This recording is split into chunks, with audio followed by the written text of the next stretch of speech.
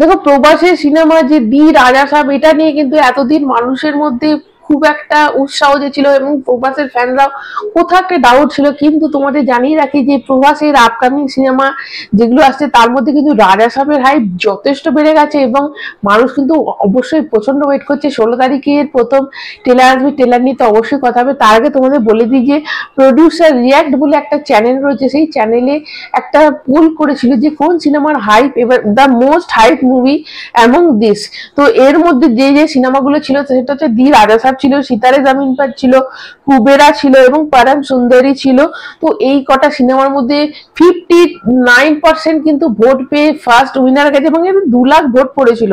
তার মধ্যে 59% লোক কিন্তু দি রাজা সাহেবকে ভোট দিয়েছে, 20% লোক সিতারে জামিন পারে দিয়েছে এবং 17 কুবেরা এবং পরম সুন্দরীকে দিচ্ছে। তো এখান থেকে বোঝা যাচ্ছে মানুষের হাইপ কিন্তু যথেষ্ট বেড়ে গেছে। এবং এবার তোমাদের জানিয়ে যে আজিজ নগরে কিন্তু এর যে টিজারটা লঞ্চ হবে এবং ইন্ডিয়ার সব থেকে বিশাল বড় কোনো লঞ্চ ইভেন্ট কিন্তু এখানে সেদিন হতে চলেছে এবং ইন্ডিয়ার প্যান ইন্ডিয়ার মিডিয়া এখানে আসবে, মানে এতটাই কনফিডেন্ট। এবং মারুতি দেখো দুদিন অন্তর অন্তর পোস্ট একটা করে দিচ্ছে এবং এটা কিন্তু সব থেকে বড় কোনো লঞ্চ, মানে কোনো টিজার লঞ্চ ইভেন্ট হবে।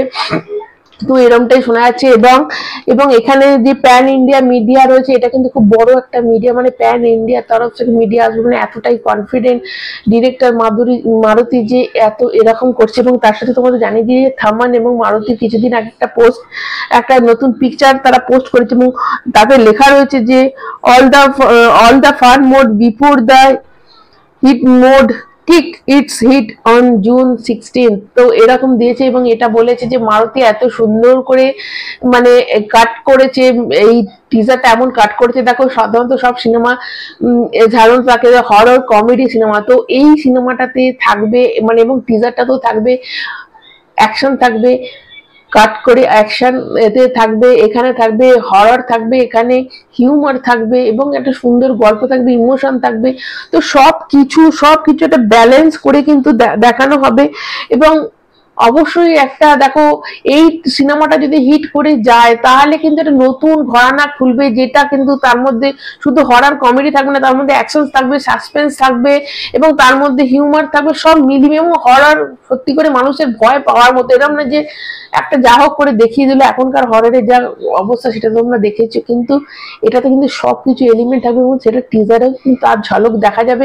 এটা যদি সত্যি হয়ে যায় তাহলে কিন্তু অনেক ডিরেক্টর দেখো যারা অ্যাকশন করছে তো অ্যাকশনেরই করে যায়, যারা কমেডি করছে তো কমেডি করে যায়। কিন্তু এই যে একটা সিনেমা মানে যদি প্রভাসের এই সিনেমাটা হিট করে যায় তাহলে প্রভাসের কিন্তু একটা অন্য দিক খুলে যায়। প্রভাস সাধারণত অ্যাকশন সিনেমাই বেশি করে, তো সেই ক্ষেত্রে এখানে রোম্যান্স থাকবে, অ্যাকশন থাকবে, হরর থাকবে, হিউমার থাকবে। তো সব মিলিয়ে কিন্তু একটা সিনেমা এটা তৈরি হতে চলেছে, যেটার নাম হচ্ছে দি রাজা সাবদার, যার 16 তারিখে কিন্তু তার লঞ্চ ইভেন্ট হচ্ছে এবং বিশাল বড় আকারে ইন্ডিয়ার প্রথম কোনো বিগেস্ট লঞ্চ ইভেন্ট মানে হতে চলেছে, লঞ্চ যেটা হতে চলেছে এবং সেটা 16 তারিখে হবে, বিশাল বড় করে হবে এবং প্যান ইন্ডিয়া মিডিয়া এখানে থাকবে, মানে এতটাই বিশাল বড় হবে। তো সেদিকে অবশ্যই চোখ থাকবে।